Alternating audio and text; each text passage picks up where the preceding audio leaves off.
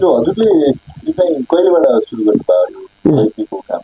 वैदिक काम 60 वर्ष 60 सालबाट 60 सालबाट यो 55 सालबाट 55 साल त्यो सदीको 55 साल अनि यो 60 सालबाट गाउँमा डुले तर गाउँमा डुल्दाखेरि थाहा भयो बच्चालाई यो रोग लाग्यो भनेर अनि यो सुरु भयो अनि त्यसपछि अहिलेसम्म चलिरहेको छ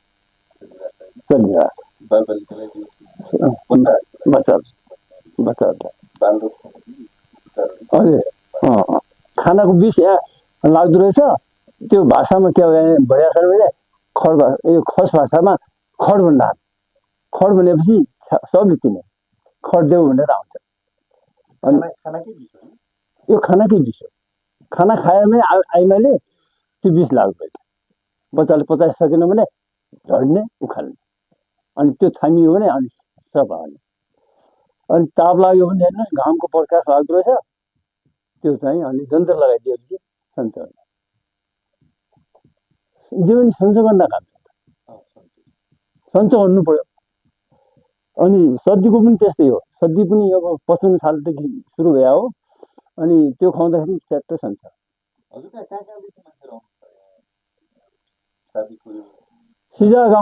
सिजाबाट आउँछन् तल बर्कीबाट बर्की र सिजा तिनटै आउँछन् थाहा पाएका अब तर म पाँचौँ खोलाबाट पनि आउँदो रहेछ आउँदो रहेछ त्यसपछि के छ स्थानीय तहमा अब तपाईँलाई कसैले स्थानीय जनप्रतिनिधिहरूले स्थानीय सरकारले तपाईँलाई केही भेटघाट गर्ने काम तपाईँलाई त्यो अहिलेसम्म गरेको छैन अब यसलाई चाहिँ कसरी पुस्तान्तरण गर्ने त अर्को पुस्तालाई कसरी हस्तान्तरण गर्ने भन्ने विषयमा तपाईँसँग केही छलफल गर्ने कोही आएको छैन घराहरूले पनि अब हामी सिकाउँ पनि भनेको घराहरूले सिकाउँ पनि भनेको एकदम अब मैले भगवान्ले सिकाएँ अब म अरूलाई के भनौँ अब बाजेले सिकाएन बुवाले पनि सिकाएन आपत पढेर मैले सिकेँ बच्चाहरू मरे नि धेरै मर्छ साथै सिक्दाखेरि अलिक विशेष भयो अनि त्यो सबै कुरा आउँदाखेरि विशेष भयो अनि विशेष गर्नको लागि अहिलेसम्म बाँचिया छ हजुर यहाँले पछाडि कसो हुने हो त्यो थाहा छैन पछाडि कुरा थाहा छैन अब यो बच्चाहरू सुरु भयो जेठो असारसम्म हेर्नुहोस् साउनसम्म धेरै हुन्छन् बिरामी साउनबाट कम हुन्छ अनि यो खायो भने सन्चो अब घोटु के अरू छ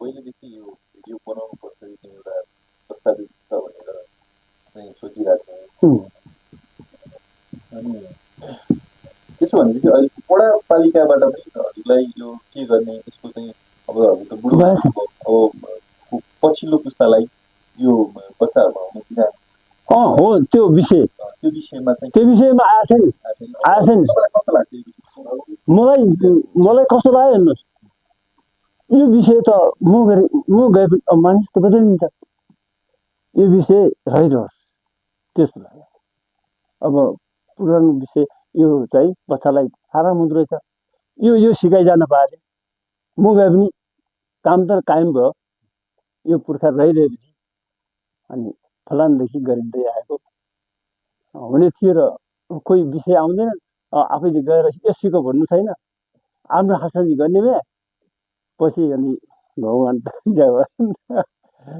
विषयमा चाहिँ उहाँहरूले पनि चासो राख्नु छ अब बिस्तारै पछिल्लो पुस्तालाई चाहिँ कसरी चाहिँ हस्तान्तरण गर्ने यसलाई चाहिँ कतिको विकास गर्ने भन्ने सोध्नुपर्छ कम्तीमा पनि अहिले हजुरले भन्नु पाथर खोलादेखिका मान्छे यहाँ आउँछन् यसको विकास त पाथर खोलासम्म पनि गर्नुपर्ने चिउडी मच्ची त्यो पाथर खोलासम्म आउँछ त्यहाँसम्मको मान्छेलाई पनि यसको सेवा सुविधा चाहिरहेको छ एउटा दलिलले के भन्यो भने भर्खरको रहेछ अनि 1.5 वर्षको बच्चा हो त्यो बच्चा अनि दागमा गए सन्चो भएन खलङ्गा पठायो खलङ्गा पनि सन्चो भएन अनि त्यसपछि सुर्खेत पठायो त्यहाँ पनि सन्चो भएन त्यो लागिहाल्छ खडा ताप नपाएपछि सन्चो हुँदैन औषधि जो रोग लागेको छ उसको लागि औषधि चाहियो अनि सन्चो हुने अब रोगको औषधि पाएर त सन्चो हुन्छ। अनि पछि मर्ने भएर आज मर्दा 1.5 महिना भयो खाना छोड्या हुन्थ्यो, 10 दिन भयो दुध छोड्या हुन्थ्यो। अनि बच्चाको यतिको नसो पिटिक पिटिक हान्ने मात्रै, अरू केही पनि छैन। कपाल खुनिएर यत्रो भयो, पुरा मर्ने। अब यहाँ तलबाट आउँदाखेरि बिहान 6 बजे आयौँ भने यहाँ रातिको 6 बजे पुग्यो। किन यस्तो ढिलो आयो त? बाटो मर्छ कि भनेर अनि गजिनु सिराना हाल्यौँ हुन्थ्यो। अनि गजिनु सिराना हालेको थियो, हेर्नुहोस् बाटी जाँती मर्ला थालौँला भनेर त्यस्तै बस्दै बस्दै हेर्दै आयौँ। अहिलेसम्म यसको हात छ भनेर भन्यो। म माथि भैँसो दुनु गएको थिएँ, त्यहीँ गएर अनि बोलाएर ल्याएर यति टरा थियो पहिला, त्यो टरा बसेपछि साम्छु गर्दाखेरि हेर्नु यतिको नसो मात्रै पिटी पिटी गर्ने, अरू केही छैन। औषधि गऱ्यो मर्ने हो कि नगरु औषधि आउने के हो, टाढा बच्चा भयो।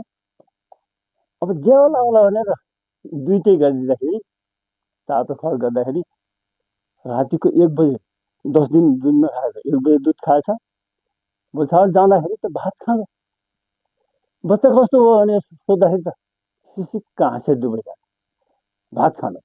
फेरि त नाइ नसा सब चल्यो, एकैछिन सफा भयो।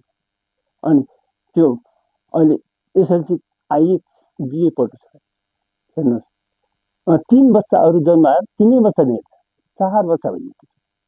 4 बच्चा थाहा पायो त्यसले नै ल्यायो, त्यो अरूलाई त सरल भयो। त्यस कारणले त्यो सबै थाहा पाउँदाखेरि यो हुँदो रहेछ भन्ने बचाउनु त जसरी पनि बचाउनु। पहिला आउँछ थियो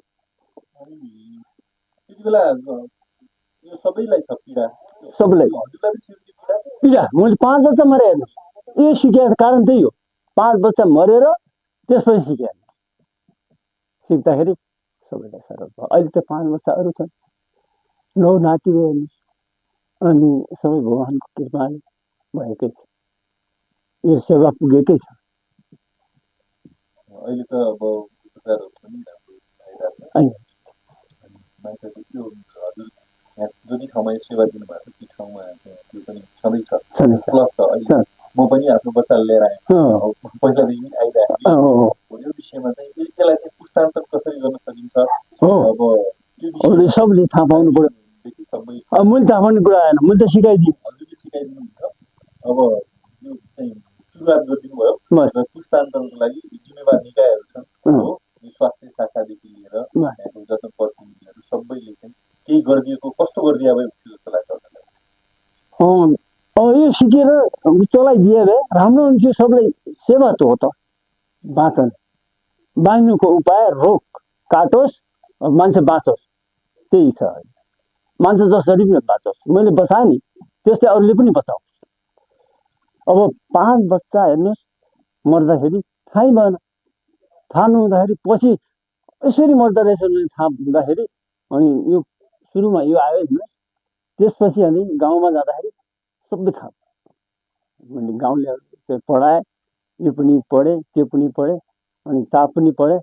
3वटा रोग पर्दाखेरि हेर्नुहोस् अहिले अनि जाँच्दाखेरि सबै थाहा हुन्छ, 3वटा रोगको थाहा भयो। त्यो औषध गर्दाखेरि सन्चो भयो।